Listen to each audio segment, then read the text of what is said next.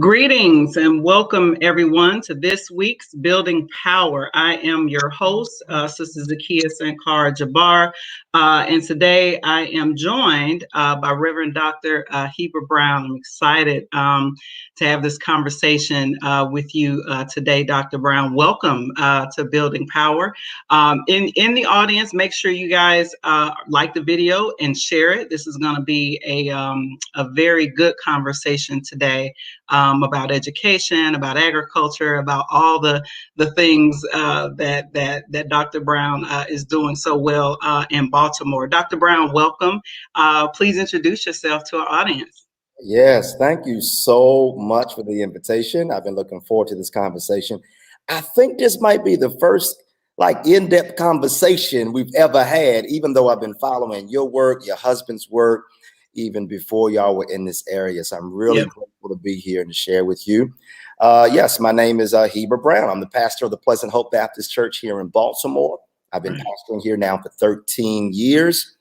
And in addition to pastoring this church, I also have founded and co-founded a couple of organizations that we'll get into: Orita's Cross Freedom School, and the Black Church Food Security Network. But yeah, I've been involved in activism and organizing here in the city of Baltimore for a great number of years. And I had the privilege and good fortune of learning from so many others in this city. As you know, Baltimore is a rich activism and organizing kind of city. And so I've got a lot of teachers around here, and I'm grateful for the opportunity to believe in my unique print in the midst of all the great things that others are doing. Yes, and we titled this broadcast, we actually picked it up from you, from your website, critique what is wrong, but build what is better, something like that. Critique what is, create what should be. Create what should be. That is exactly right. And, that reminded me. So, a lot of other Black folks, I grew up in church. I actually had a hodgepodge of an experience because I have a range of different faiths in my family. And in the 80s, I grew up with family. I did not spend time with my parents. Unfortunately, they were impacted by the so-called war on drugs and the crack epidemic that flooded our cities in the early 80s. But I was one of those children who had to go and live with family. And I remember attending church as a young girl. I attended African Methodist Episcopal Church. That's where I spent most of my time. But I also spent a little time in Jehovah's Witnesses, Catholic Church. Like I said, it runs the gamut. And I'm serious. And one of the things, even though I don't necessarily practice organized religion now, my husband is Muslim and I support him in that. He's NOI actually. And so I still am very supportive of anybody, in my family. And I actually prefer and follow and support pastors like yourself who have in my opinion, what I believe is a Black theology that literally is the hands and feet of Jesus. That's one of the things that I remember from Sunday school. That saying, the hands and feet of Jesus. And I was telling my husband last night when I was telling him you were going to be my guest, I said, he reminds me, he's like the greatest example of actually being the hands and feet of Jesus. Meaning, following your work like this, like you're doing it, like not just talking about it from the pulpit, but all of the connections, that you have throughout the community, how you open the church up to community organizations to have meetings and things like that, I think is remarkable. To that end, my first question, because we're an education podcast and I highly support and believe in African-centered education and schooling, I have also been paying attention to the work that you've been doing with Orita's Cross. And I noticed you guys follow the Baltimore City school schedule. Anytime the school is out, you guys are open. Can you share a little bit about that ministry, how you got started, right? Like, what was the fire that was burning in you? What was the need that you saw that you said, we have to do this? Absolutely. When I came to pastor this church in 2008, Mm-hmm. one of the things that I noticed, you mentioned Sunday school, and one of the things that I noticed when I got here was that the Sunday school program was not doing well at all. Mm. Children were not coming, parents weren't bringing them. There was low morale amongst the teachers and superintendents and others who were involved with Sunday school. It was not on a upward trajectory. Right. And one of the things that I had a hunch about was that one of the factors that impacted the condition of Sunday school was that it did not involve the content. It did not involve enough content, in my estimation, that really helped to instill a racial self-esteem Mm-hmm. and a pride in who I am. I mean, so there was no shortage of material that was utilized in Sunday schools that were talking about how to get to heaven. If you want to go to heaven, you got to do this, this, this, this. Right, right. A whole lot about, okay, what about on earth though? Like, and then what about this beautiful brown skin that I have? Does God have anything to say about that? And so I was so intrigued by the question of what was going on with our Sunday school that I actually went back to school. I went to a Doctor of Ministry program, and I made the focus of my doctoral program Sunday school. And what could happen if we remix Sunday school and transform it into more of a freedom school? Yes. And many of those who follow you, they are familiar with the tradition and legacies of freedom schools during the 20th century. That's right. Particularly during the 50s and the 60s and the organizing happening there during the Black freedom struggle. Freedom schools were common. There were strategic ways to not only convey information, but to create safe space for strategizing, to create safe space for asset-based community development, skill building, etc. So I was like, I like that.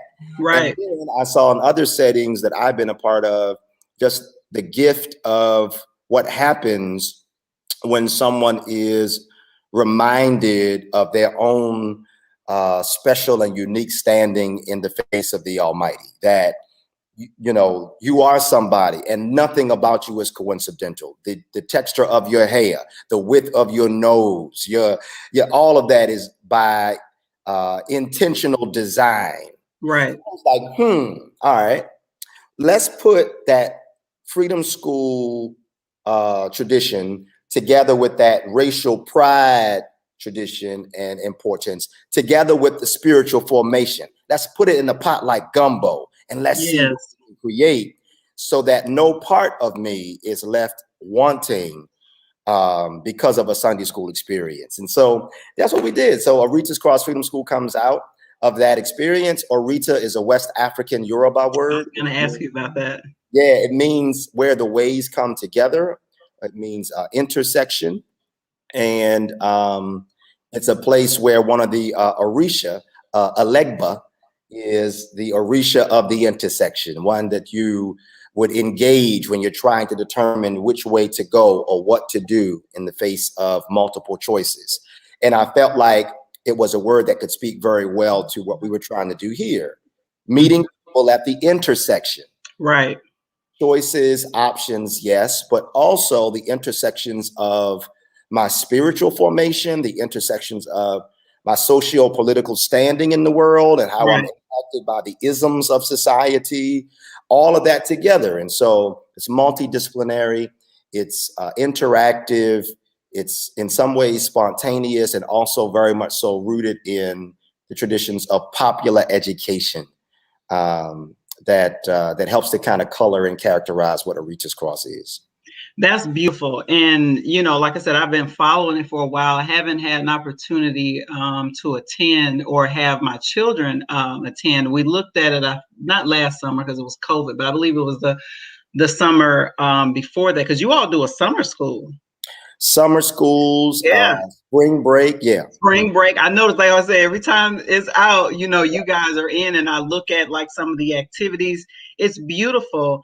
Thank you. Have you all done any, and it's fine if you haven't, but do you all, like, the students that you have access to, do you all also sort of look at any kind of data, like whether those particular students who attend Orita's Cross during the summer or on spring break, do they tend to do better in regular school versus the other students who have not attended your program?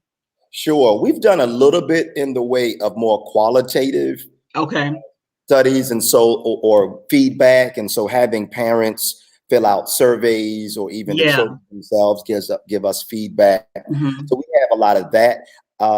I love the idea of something around the longitudinal type of study to really just see. I've read some of that research for other cities and other programs, and I'm curious about what that could look like here. We don't have that quite yet, but in terms of qualitative, absolutely, parents and the young people have told us that they feel more confident, they are more sure of themselves. They love the one of the young people I remember telling us he loved the fact that all the age groups learn together. And so that very communal kind of sense of what we do is there. And then in terms of people from the community, it's like everybody from the grandmothers on the stoop out front to the business owner down the street to whomever. Like, we really honor the fact that everybody has something to teach and we have something to learn from them. And so we got some of that feedback. And I think some of the best feedback I've heard from a number of our families kind of gets summed up in a statement that goes something like, Pastor Brown, can this be an everyday school? Can I just go here every day? And whenever I hear that was gonna be my next question, actually. Go hop right into it. Yeah. we hear that, and we've heard it for years, Zakiya. We've heard it for years, right? And I'm glad to hear it. And I know also how serious that is. I know how weighty. I mean, I remember when our children were younger, we thought long and hard about where to send them to school. And like, that's no light decision. And so I want to make sure that when we do step out in that direction, that the foundation is very strong, the support is in place, the financial resources will help us with sustainability and for the long haul. So I just want to make sure all the ducks are in a row before we step out there. But I'm grateful that we have the support of our community and our base families to go ahead and make that step. And I see it within reach. I mean, it's not going to be tomorrow or anything, but I think one of the things that this pandemic has done has really pushed a lot of us to give more thought to co-creating the kinds of systems and institutions and structures that we need for ourselves. And so I could see it within the near horizon that we'll be ready to step forward. I think the next step is going to be an everyday after school program, and then perhaps a Saturday academy. And then next step would be I just want to really stagger it well so that, That's smart.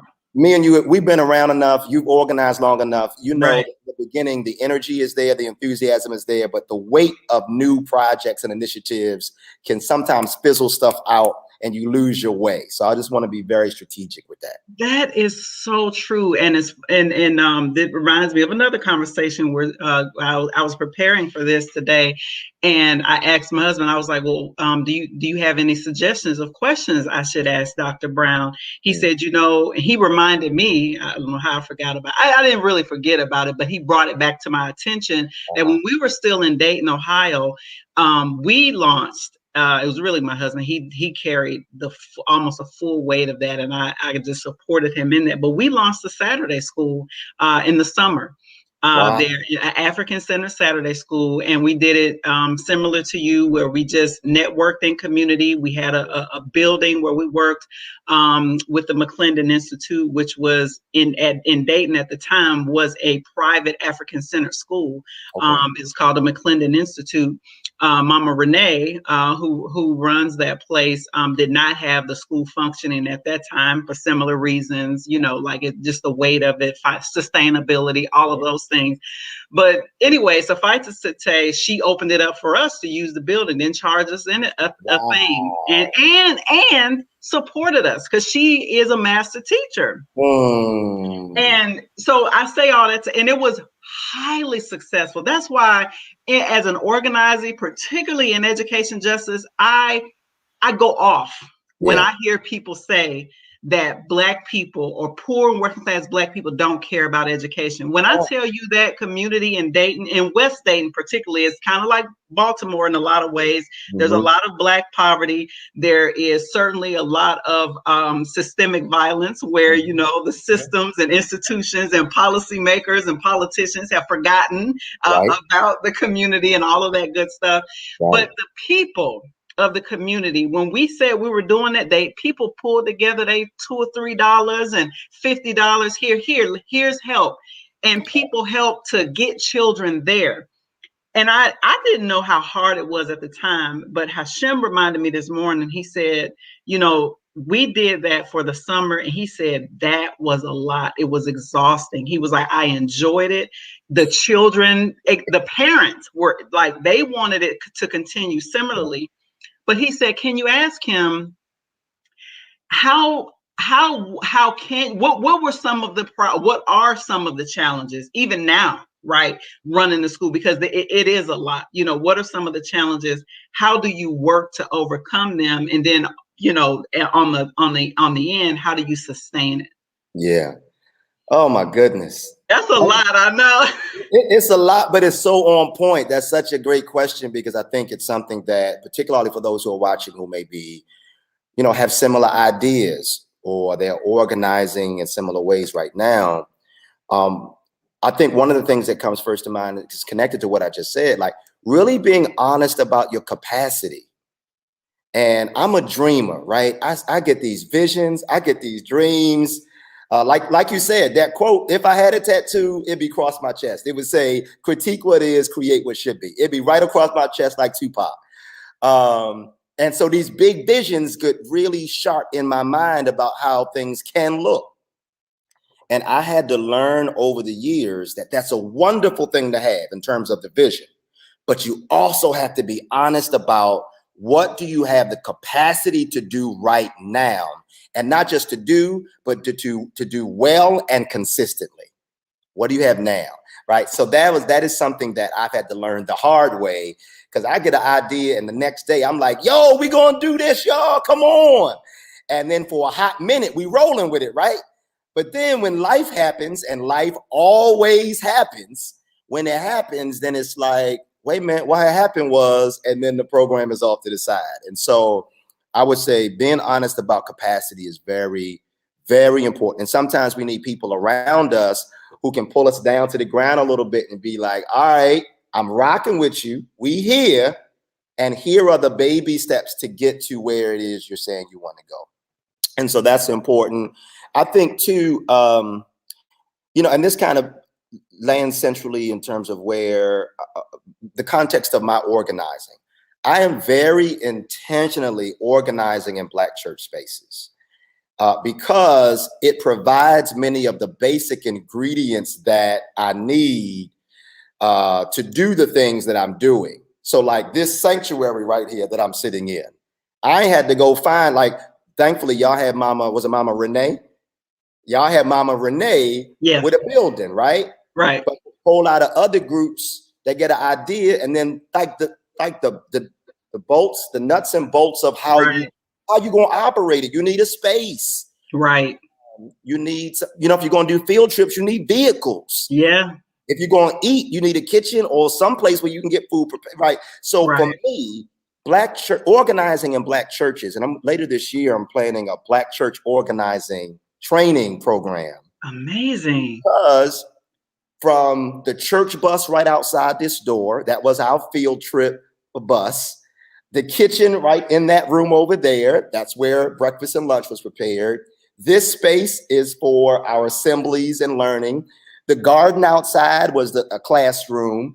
Wow. So it's like utilizing what is already here. And then for us, recognizing that Monday through Saturday, all of these assets sit Sit in the community, unused. Yeah. Dude, I'm sitting in this church right now all by myself, right? Wow. Oh, so, and imagine all of these Black church spaces Right. that have all of the, so, I'm too old to argue. I don't argue with nobody. I don't argue it. I'm too old for all that. Right. I respect where people are. Awesome. Does it work for you? Is it healthy? Is it wholesome? All right. Awesome. Right. I'm fine.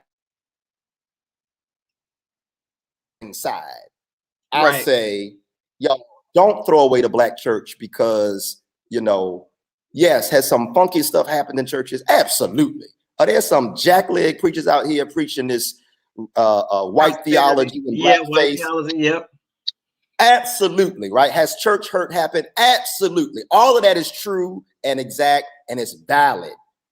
And when I put my organizer hat on, right, I'm like, I'm not surrendering all of these physical assets right to those, those who would steer it in a direction that's not ultimately helping our people. And so for me, for everybody, it's not church, but I would say doing a clear assessment of the assets that you have in your hand. Right. And sometimes that's not always a building. It might be a living room or a front porch or your side yard. That's but right. Whatever that is, I would just say, don't jump too fast, too far into saying, we're going to rent out this hall down the street, or we're going to buy the stadium around the, like, oh, wait a minute. Right.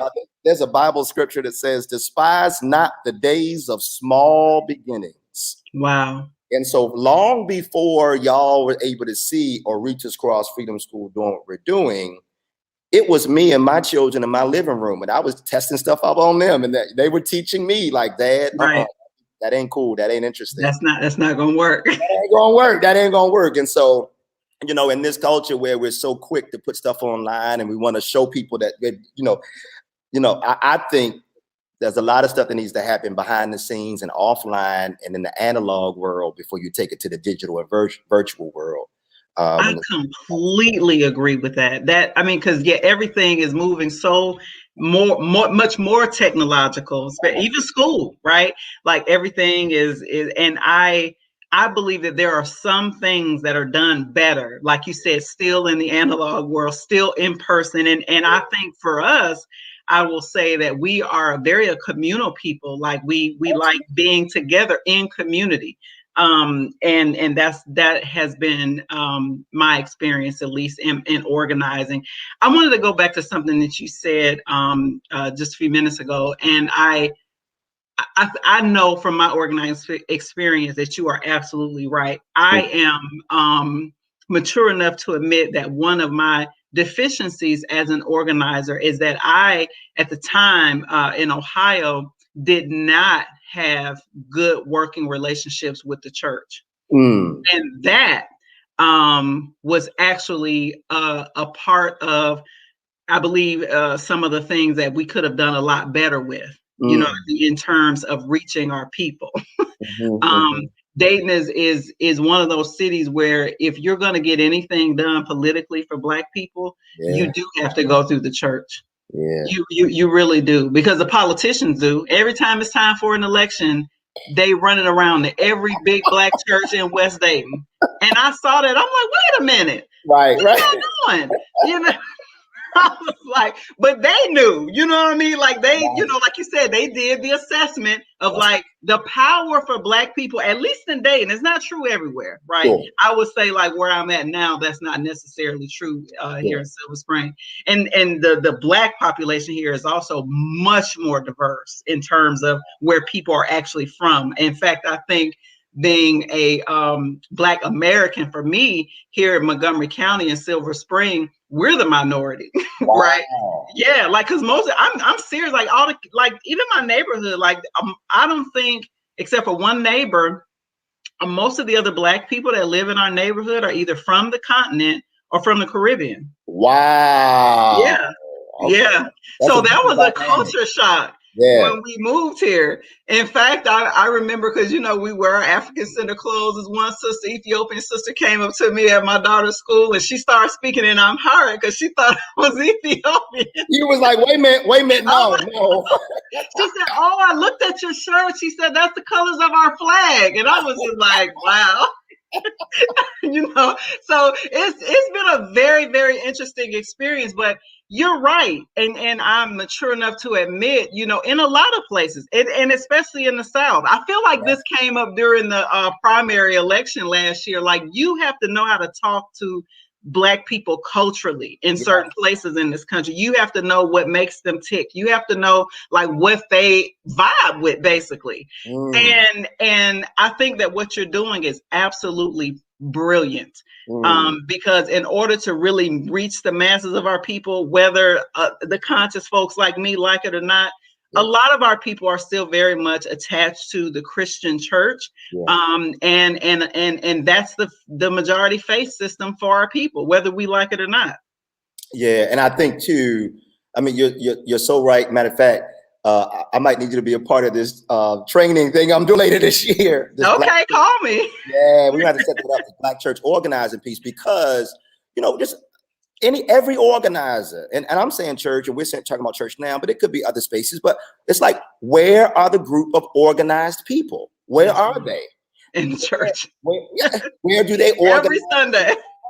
Where do so you may not walk into every church and they're talking about cooperative economics and going down the Kwanzaa principles. But if you walk in and you have eyes to see it, many churches are living, even unconsciously, living or leaning in the direction of the Kwanzaa principles or Ma'at, or in some kind of way, even if not consciously. And so it's like, all right, so if the people are organized here, if they organize their assets in this place, and if they have created some type of system that furthers their vision of what their society should, their vision of society should look like, how do I come alongside that in such a way that I honor that, I connect and link with that in ways that make sense and that are healthy for me, and that I can help to influence and may plant a seed so that this 80-year-old church, this 100-year-old institution that has found a way to survive cross burnings, assassinations of their pastor, like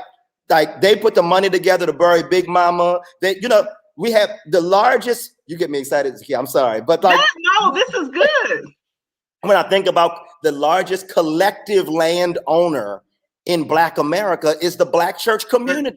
Wow. And we know what Malcolm X said about land. We know what Frantz Fanon said about land. We know, land is the key to furthering and deepening your revolutionary ideals. So I'm like, where is that?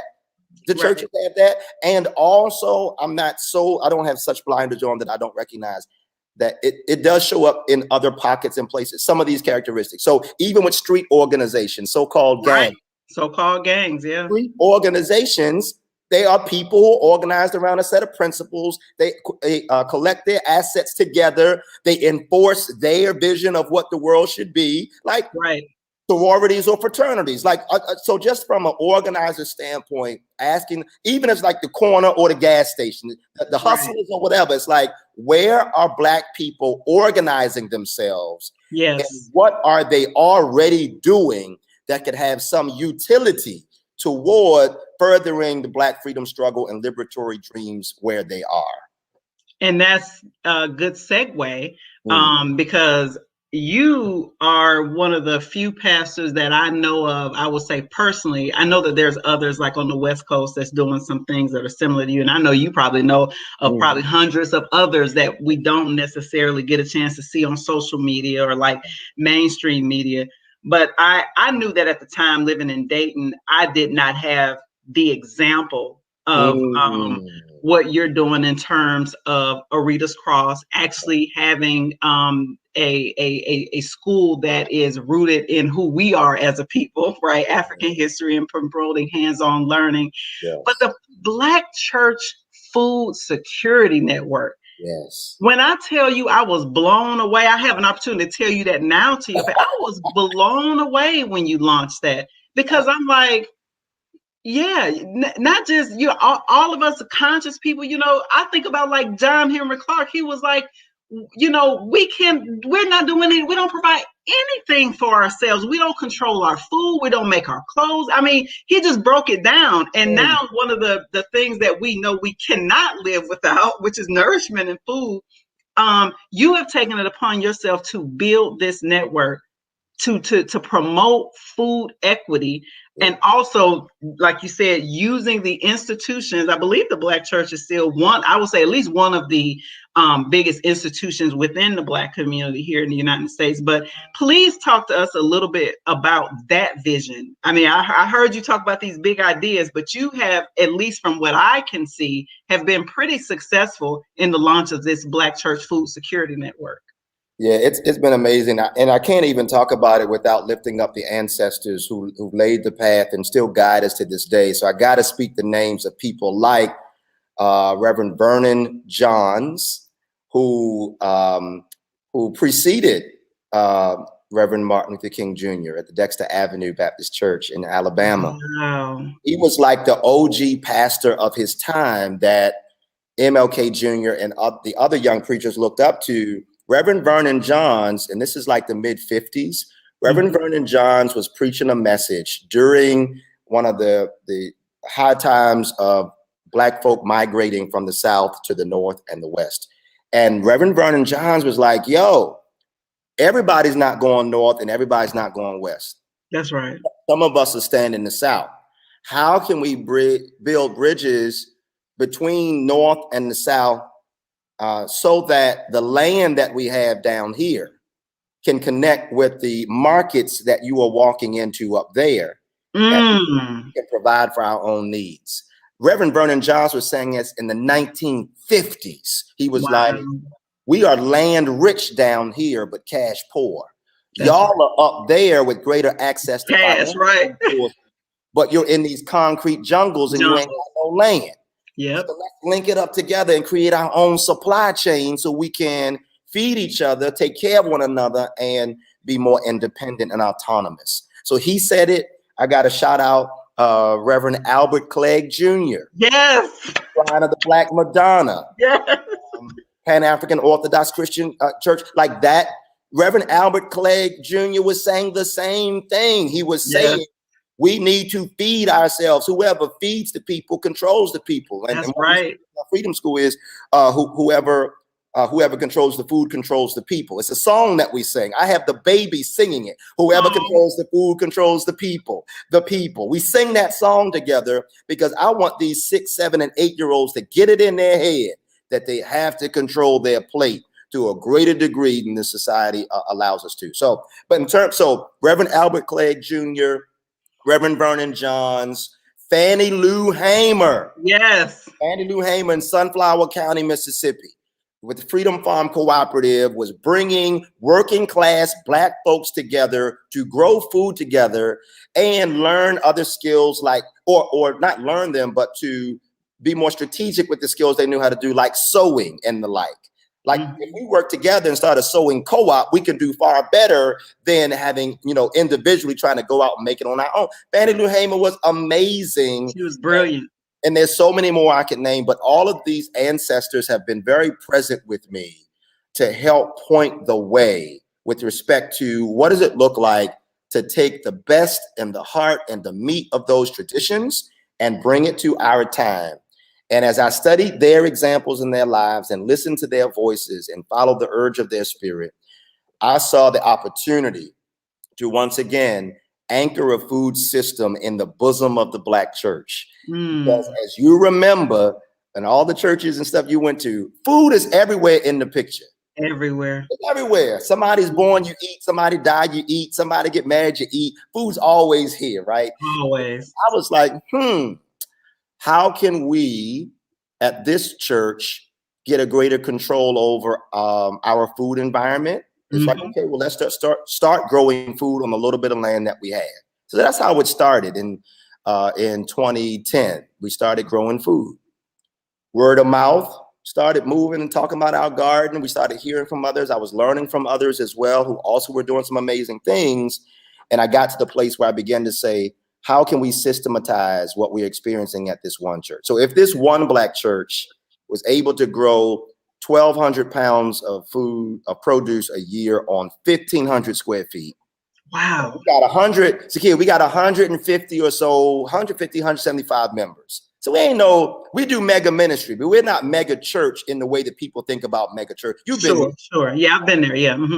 And so I think that's a plus, because most Black churches in the country are not the big megas. That's right. Most of them are like this one I'm sitting in. That's where right. You got 1 or 2 full-time staff, you got 150, 200, maybe 300 members or so, you got a little bit of land. So I was like, if we can figure out how to feed ourselves with the profile of congregation that we are, it becomes a blueprint that other Black churches can utilize. Yes. I was like, let's stitch together our operations so we can systematize this food experience. So basically, in a nutshell, what we do is we help Black churches to start gardens or environmental projects on land that they own. Wow. We don't fool with like city-owned lots and that kind of stuff, because they can always take it away from you. They can take it away, yeah. We see that time and time again. So I'm like, no, we start with Black church-owned land to help you start a garden. And we know that you're not going to feed, your whole community off a garden, but it's a demonstration site. When you get your hands in that soil and you start seeing what's possible with just a little bit, it can sometimes help to shake the shackles off people's minds to say, oh, we can feed ourselves like our big mamas and them did. Yes. So we help churches start gardens. That's called Operation Higher Ground. Okay. And then we have something called the Soil to Sanctuary Market, where we do miniature farmers markets inside churches on the days when they worship. Wow. We bring the farmers and Black business owners inside the church, because we recognize that one of the first things that Black folk do after church is what? Eat. Listen, in the restaurants in Black neighborhoods be packed on Sunday after church. Right. People be racing after the benediction to go get your seat, because everybody going over there. So I'm like, It's our tradition. That's our tradition, and studying that behavior. Let us then let's put the food in the church before they leave. Put the Black farmers right there at the door. And so that's our Soil to Sanctuary Market.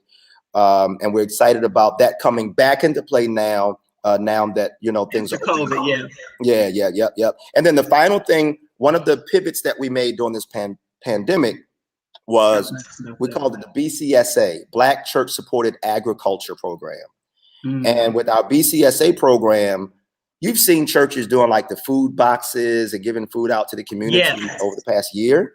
Well, a lot of the produce in those boxes does not come from Black farmers.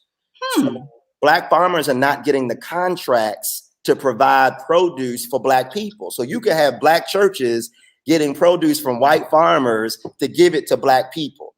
And those farmers are getting contracts from corporations, the USDA, and whoever else. What we decided to do was create our own food distribution program that only had Black farmers providing the produce and had Black churches paying them wholesale prices for what they provide. And then what our organization does is we just do logistics and administration. So I get on a truck, go down and pick up produce. Now our staff is doing that more and more, or we help the churches. We help the farmers and the churches come together, and we try to be the glue to help keep them together as well. So that's the Black Church Food Security Network. We are as far west as Omaha, Nebraska, up and down the East Coast. We're launching a new chapter in the Southeast next year. And so I'm really excited because, as you know, wherever Black folks are, Black churches are not far away.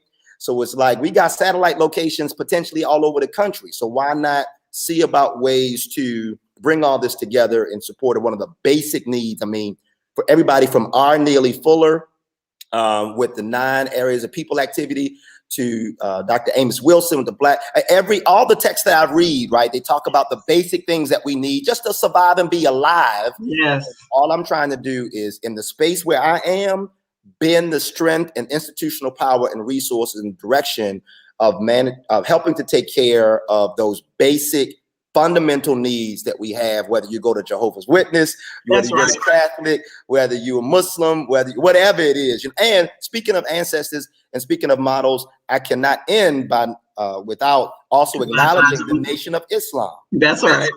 have to acknowledge the Nation of Islam, have to acknowledge their example, the Honorable Elijah Muhammad, his writings on eating to live, like all of the stuff. Like we think this stuff is brand new. Like, no, this was happening, and following their example in the Nation of Islam as well has been helpful. I'll tell you that the Mormons have a food system of their own. I didn't know that about the Mormons. Yes. Wow. I learned about it last year. They got a whole food system. They have almost like supply cities. They got storage of their grains and their rices, and of course, their rice and their beans. And of course, the Nation of Islam has a lot of that too. Also, in Judaism, that's like once I started studying Zakiya, I'm like, everybody got it but the black church. But no, wait a minute. And black churches everywhere. Yeah, this is especially in the Southeast. It is common. They have it. So I'm like, all right, well, it's our turn to go ahead and bring this forward as well.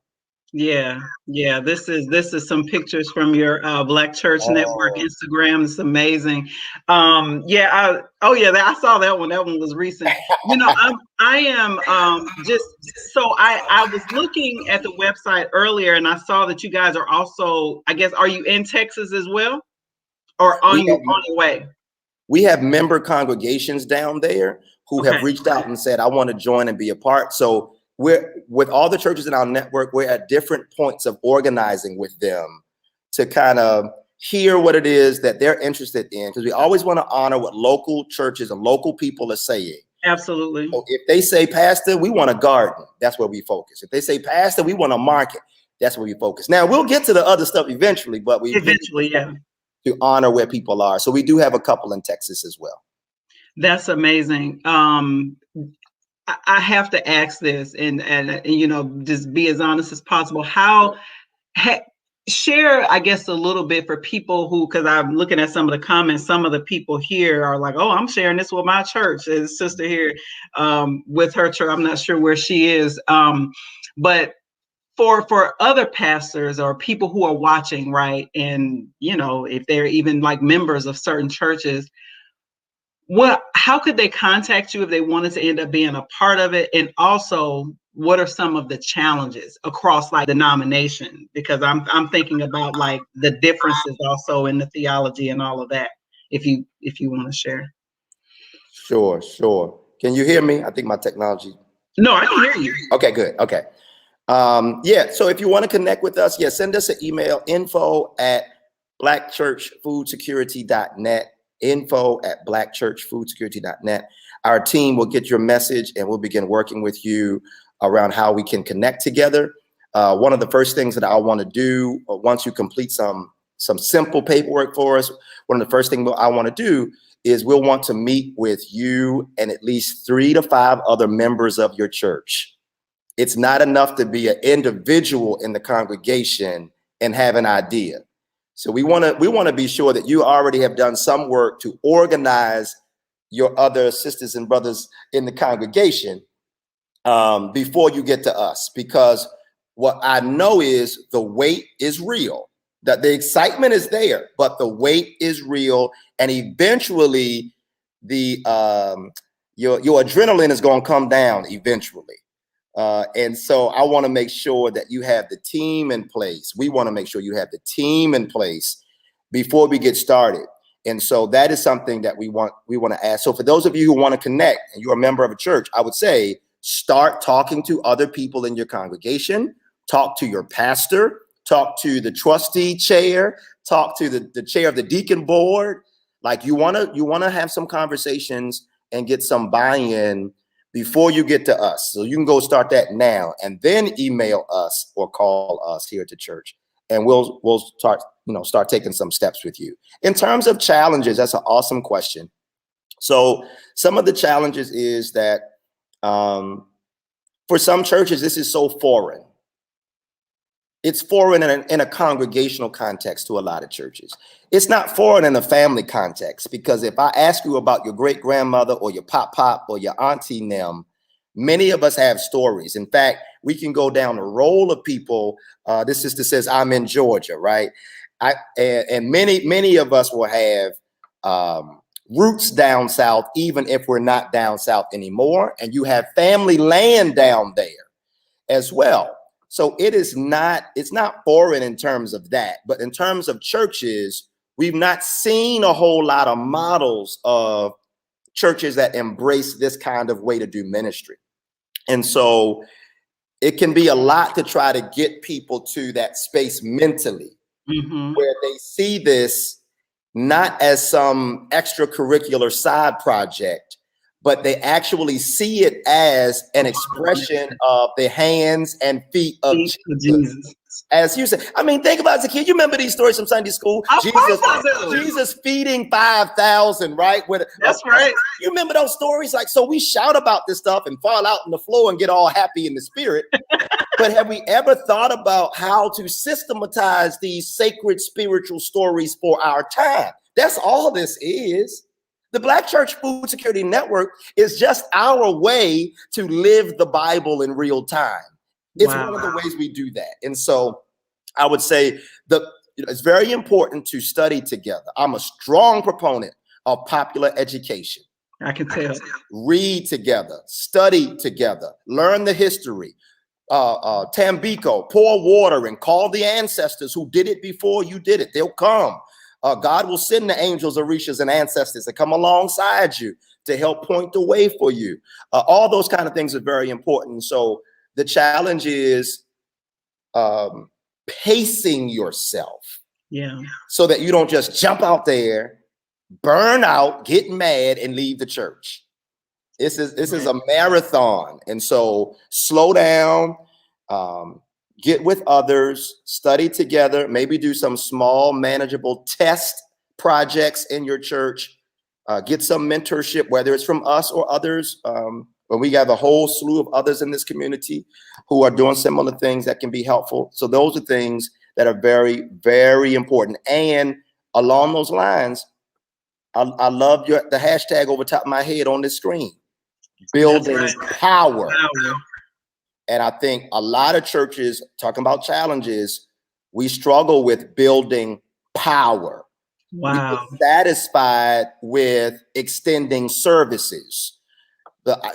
We're trying to provoke churches to go from providing services to co-creating systems. We got to go from services to systems, because we want to be sure that after we have transitioned from this place, or if life happens and we're doing something else, a transition happens, we move to a different city.